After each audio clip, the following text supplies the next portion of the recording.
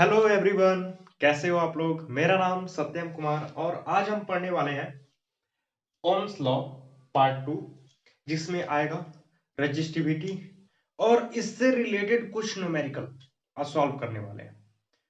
तो Ohm's law से भी क्वेश्चन आएंगे, तो आप लोग जाओ, जो लोग 1 2 3 4 नहीं देखे हैं 1 2 3 4 देख लो। एक सीक्वेंस में पढ़ोगे तो बिल्कुल समझ में आएगा, नहीं तो ऐसे एक एक लेक्चर इधर उधर से नहीं समझ में आएगा।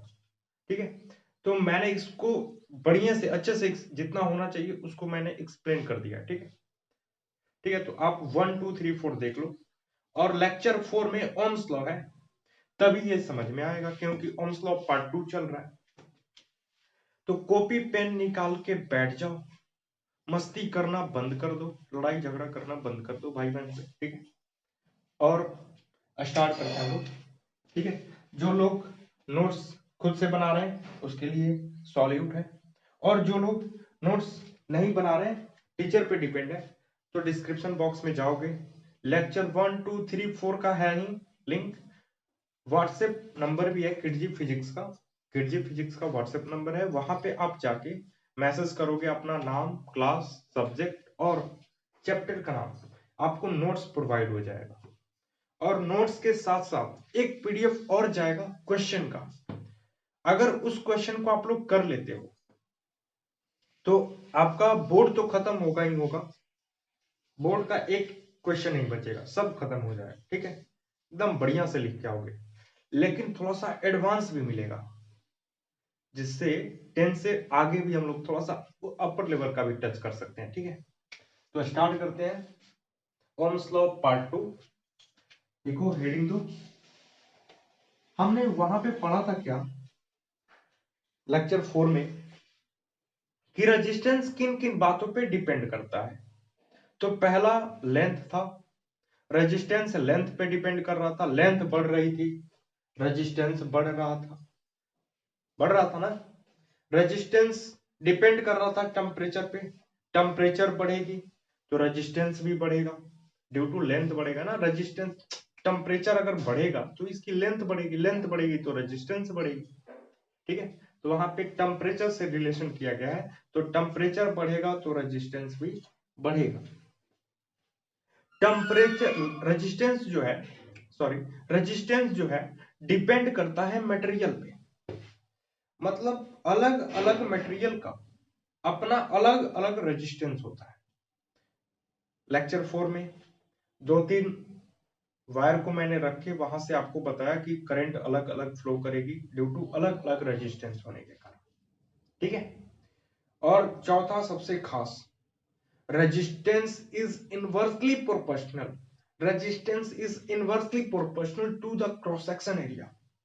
मतलब क्रॉस सेक्शन एरिया पे भी डिपेंड करता है। कैसे?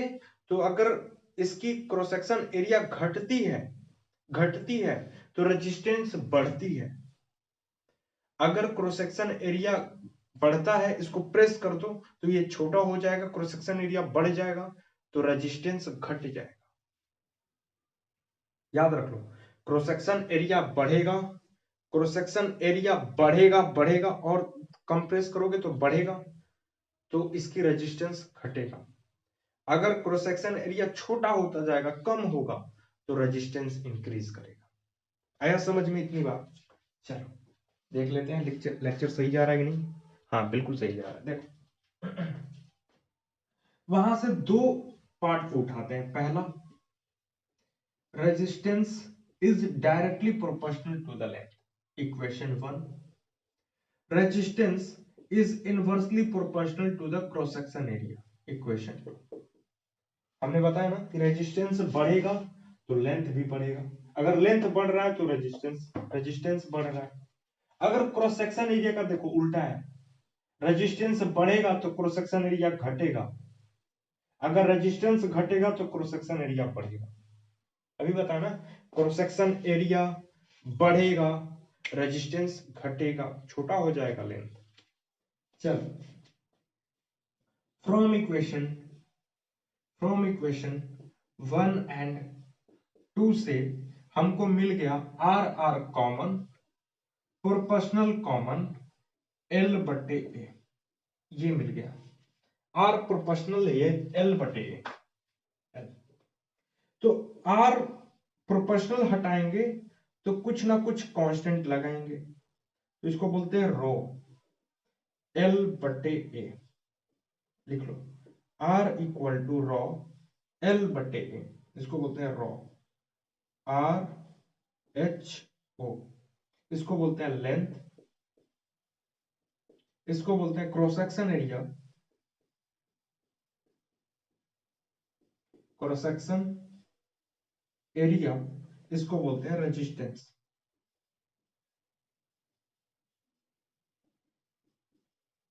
रेजिस्टेंस यहां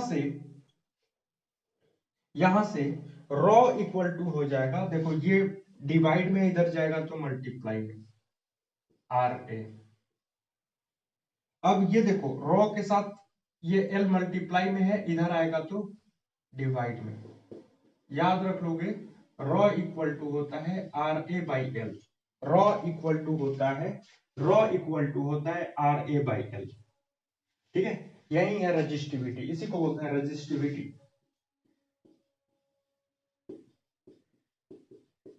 रेजिस्टिविटी ये क्या है? इट इज अ प्रॉपर्टी, ये भी एक प्रॉपर्टी है। रेजिस्टिविटी क्या है? प्रॉपर्टी है, और यहाँ पे कांस्टेंट का काम कर रहा है। देखो प्रोपोर्शनल हटाएंगे तो कुछ ना कुछ कांस्टेंट लगाएंगे, वेयर रॉ इज कांस्टेंट। ये क्या है? कांस्टेंट है। ठीक है, सबका अपना अपना रेजिस्टिविटी होता है, अलग अलग मटेरियल का अलग अलग रेजिस्टिविटी होता है।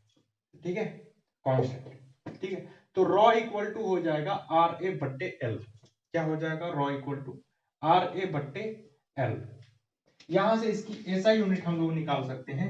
रेजिस्टेंस का होता है ओम, इसका होता है मीटर स्क्वायर, और लेंथ का होता है मीटर। 1 मीटर से 1 मीटर मर गया, बचा ओम मीटर। याद रखोगे रो का ऐसा यूनिट क्या होता है, रेजिस्टिविटी का SI unit, it's SI unit is, it's SI unit पूछ देगा एग्जाम में। It's SI unit is resistive, SI unit of resistivity क्या होगा? SI unit of resistivity ohm metre. क्या बोलोगे? Ohm metre. कैसे आया? तो यहां से रेजिस्टेंस का होता है ओम, इसका होता है मीटर स्क्वायर, मीटर से मीटर मर गया, लेंथ का होता है मीटर, मीटर से मीटर मर गया, ओम मीटर राउंड। तो यहां से फाइंड आउट हो गया ऐसा यूनिट ऑफ रेजिस्टिविटी क्या होता है, ओम मीटर। ठीक है, आप चाहो तो ऐसे भी लिख सकते हो, ओ एच एम मीटर, ऐसे भी लिख सकते हो। तो इसका सिंबल लगा दो ओम मीटर, कोई दिक्कत नहीं। चलो ठीक है, अपन को मिल गया क्या? क्या मिल गया? देखो, कोई मिल गया मेरा दिल गया, क्या बताऊं यारो मैं तो हिल गया। देखो R equal to rho L by A, इसको नोट कर लोगे, R equal to rho L by A, R equal to rho L by A. आसमां के नीचे हम आज अपने पीछे। चलो जल्दी फटाफट नोट करो, फटाफट नोट करो, इसको रब करने वाले 1 2 3। अरे भैया आपसे पूछेगा ऐसा यूनिट ऑफ रेजिस्टिविटी क्या होता है, ओम मीटर। कहां से आया? यहां से आया। ये कैसे फॉर्मूला बना? तो हम लोग जानते हैं रेजिस्टेंस डिपेंड करता है लेंथ पे। रेजिस्टेंस इनवर्सली प्रोपोर्शनल 1/a, दोनों को इक्वेट करेंगे, R R common, proportional common, L बटे ए। इसको हटाएंगे तो रो कांस्टेंट लगाएंगे, R equal to rho L by A. Rho क्या है? रेजिस्टिविटी है। चलो अलग अलग मटेरियल का अपना अलग अलग रेजिस्टिविटी होता है। चलो फटाफट, आसमां के नीचे टुरु, आज अपने पीछे टुरु, प्यार का जहां बसा के चले कदम के निशान। देखो क्या ना, सॉन्ग थोड़ा सा दिमाग को खोल देता है, सोचन शक्ति बढ़ाता है। देखो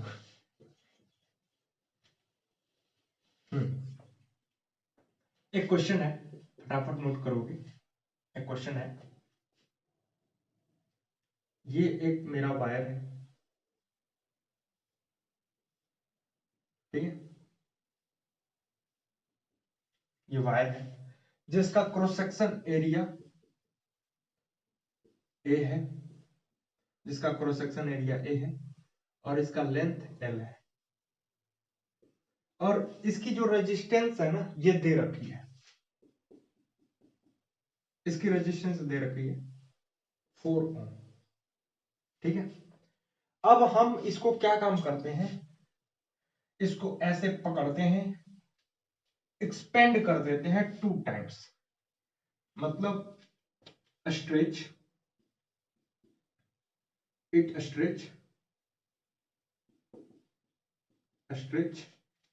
इन 2 टाइम्स, 2 टाइम्स। ठीक है, इसको 2 टाइम्स स्ट्रेच कर देते हैं, तो देखो क्या होगा,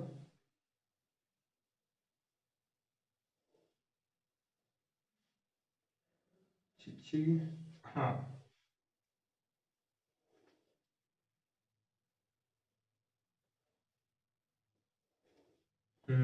एकदम बढ़िया। देखो यहां से ये, यहां से ये, ठीक है।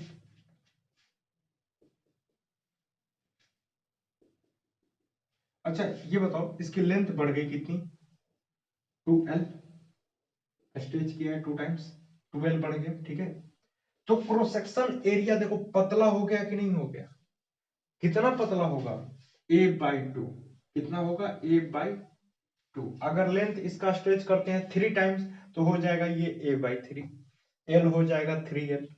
अगर l को हम 4 टाइम्स इंक्रीज करते हैं तो लेंथ हो जाएगा 4l और क्रॉस सेक्शन एरिया हो जाएगा a/4। आ गया समझ में। अगर हम किसी लेंथ को, अगर हम किसी लेंथ को x मीटर तक एक्सपेंड करते हैं, x टाइम, तो उसकी जो क्रॉस सेक्शन एरिया होगी a/x हो जाएगी। मतलब 2 टाइम्स है तो देखो 2 टाइम्स इंक्रीज किए तो a/2, 3 टाइम्स इंक्रीज करेंगे तो ये 3l a/3, ये 4l तो a/4। ठीक है, आ गया ना समझ में। तो अब बताना है कि अच्छा ये बताओ, ये तो पढ़े हैं अभी कि लेंथ बढ़ेगी तो रेजिस्टेंस बढ़ेगी, तो कितना रेजिस्टेंस है यही तो फाइंड आउट करना है।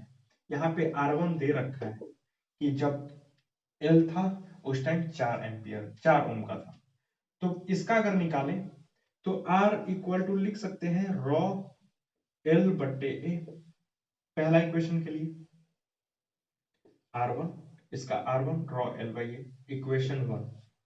दूसरा का क्या लिख सकते हैं, R2 equal to raw L की जगह 2L, A के जगह पे कितना है a/2 है, देखो इसका a है ठीक है, लेंथ l है ठीक है, रो मान लेते हैं इसकी रेजिस्टिविटी सेम है। अच्छा भैया मान लो ये कॉपर का वायर है तो खींचेंगे तो चांदी का हो जाएगा, कॉपर का ही होगा, रो तो ठीक है वही है, मटेरियल वही है। देखेंगे तो ये हो जाएगा 2 ऊपर चला जाएगा रो 4l/a R2, यहां से R2 की वैल्यू फाइंड हो गई, ये होगा इक्वेशन नंबर 2। अब हम क्या काम करते हैं, लिखते हैं R2/R1, इस दोनों को डिवाइड कर देते हैं R2/R1, तो R2 की वैल्यू ऊपर रखो, R2/R1, R2/R1, R2 की वैल्यू रॉ 4l/a, R2 की वैल्यू ये, R1 की वैल्यू रॉ l/a। देखो रॉ से रॉ मर जाएगा, a से a मर जाएगा, l से l मर जाएगा, यानी बचेगा R2/R1 की वैल्यू कितनी है 4 ओम है, इक्वल टू ये इधर बचा 4, यानी R2 की वैल्यू हो जाएगी 4 4 जा 16 ओम। लिख लो फटाफट फटाफट, यहां से इसकी इक्वेशन ये निकल गई, इसकी इक्वेशन ये कह रहा है कि फाइंड कीजिए, find new resistance, calculate new resistance of this wire. तो ये होगी, मैंने कहा ना कि रेजिस्टेंस बढ़ जाती है, देखो 4 था 4 से 16 हो गए। किसी का क्वेश्चन है कि सर अगर 3 टाइम्स हो तो क्या होगा, 3 टाइम्स हो तो क्या होगा, चलो चलो चलो उसको भी सॉल्व करते हैं। तो एक काम करते हैं, इसको रब कर देते हैं और एक अलग क्वेश्चन बनाते हैं कि सर अगर 3 टाइम्स हो तो क्या होगा। अगर 3 टाइम्स इसको इंक्रीज कर दें तो ये हो जाएगा 3l। हाँ, ये हो जाएगा a/3। इसकी वैल्यू तो वही है, देखो r equal to rho l/a। l है लेंथ और a है क्रॉस सेक्शन एरिया, लेकिन यहाँ पे तो बदल जाएगा ना। r2 equal to raw l के जगह पे 3l a/3, a की जगह a/3, ये ऊपर जाएगा तो हो जाएगा रॉ 3 3 जा 9 l/a। r2 इक्वल टू, तो यहां से r1/r2/r1 इक्वल टू r2 की वैल्यू रखो raw 9l/a divide raw l/a। Raw l/a, a से a मर जाएगा, रॉ से रॉ मर जाएगा, l से l मर जाएगा। r2/r1 की वैल्यू कितनी है, 4 है। 4 इक्वल टू 9, 36 r2 की वैल्यू। लिख लो लिख लो।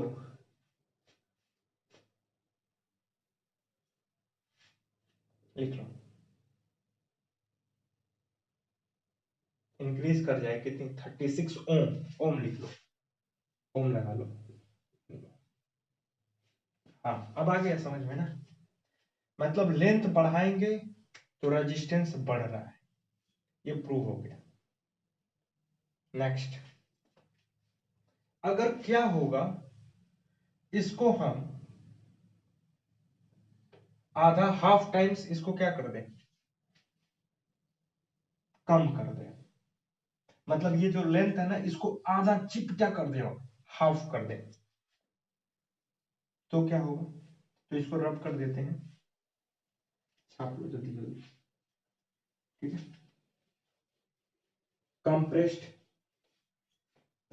कंप्रेस्ड कर देते हैं इसको हाफ टाइम्स। इट कंप्रेस्ड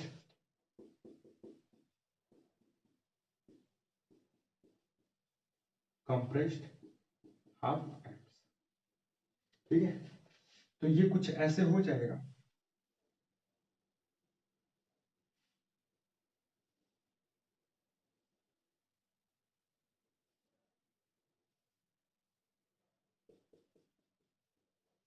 ये a से हो जाएगा 2a।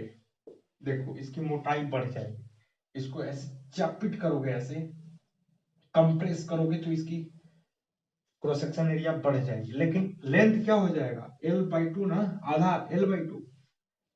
अरे भैया कंप्रेस्ड हाफ टाइम्स, इसको हाफ टाइम्स कंप्रेस करोगे तो l/2 आया समझ में। तो यहां से r2 की वैल्यू बतानी है, तो ये बताओ इसकी इक्वेशन क्या बनेगी। तो r2 equal to raw l के जगह पे l/2, a की जगह 2a, यानी ये हो जाएगी l/, रॉ l/4a। 2 2 जा 4 नीचे आएगा, 2 नीचे आएगा 4a। ये इक्वेशन 2। फ्रॉम इक्वेशन डिवाइड कर दो, डिवाइड इक्वेशन 2 एंड फर्स्ट, ठीक है। तो पहला लिखो r2/r1, r2 की वैल्यू रॉ l/4a बटे में रॉ l/a, रॉ से रॉ मर जाएगा, l से l मर जाएगा, a से a मर जाएगा, तो हो जाएगा ये r2/r1 की वैल्यू कितनी है, 4 ओम, ठीक है भैया 4 ओम। बचेगा देखो 1/4, ये नीचे में है 4, नीचे में है, नीचे आएगा 1/4, ये जाएगा उधर, तो r2 इक्वल टू 4/4, कट के आंसर 1 ओम। मतलब पता चल गया कि रेजिस्टेंस घट गया कब, जब क्रॉस सेक्शन एरिया बढ़ गया। मैंने बताया ना, क्रॉस सेक्शन एरिया बढ़ने से रेजिस्टेंस घट जाता है। इसकी देखो 4 ओम थी, क्रॉस सेक्शन एरिया ए थी। जब हम इसको कंप्रेस किए, क्रॉस सेक्शन एरिया बढ़ाए, तो इसकी रेजिस्टेंस क्या हो गई, कम हो गई, 1 ओम। आ गया समझ में ना? देखो यहाँ पे क्रॉस सेक्शन एरिया बढ़ रहा है लेकिन रेजिस्टेंस घट रहा है। फील आ गया होगा, मेरे ख्याल से फील आ गया होगा, मेरे ख्याल से एकदम पक्का फील आ गया होगा। ठीक है, चलो इसको करते हैं रब। चलो रब कर देते हैं। 1 2 3 4 5 6 7 8 9। वीडियो को पुश करो, वहां से लिख सकते हैं। ठीक है, चलो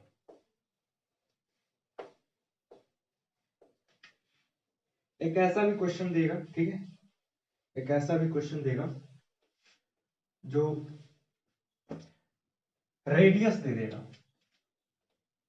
ठीक है, जैसे क्वेश्चन है, ये वायर है,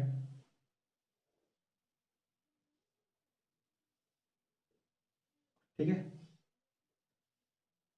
ये वायर है जिसकी रेजिस्टेंस है आर, इसकी रेडियस दे रखी है, इसकी रेडियस दे रखी है स्मॉल आर। यहाँ पे इसकी रेडियस दे रखी है स्मॉल आर। ठीक है, और इसकी जो लेंथ है वो एल है। ठीक है, और इसकी जो रजिस्टिविटी है वो रो है। तो आप कैसे निकालोगे? एरिया तो मालूम नहीं सर, एरिया तो मालूम नहीं, ए होना चाहिए यहाँ पे, लेकिन आर दे दिए।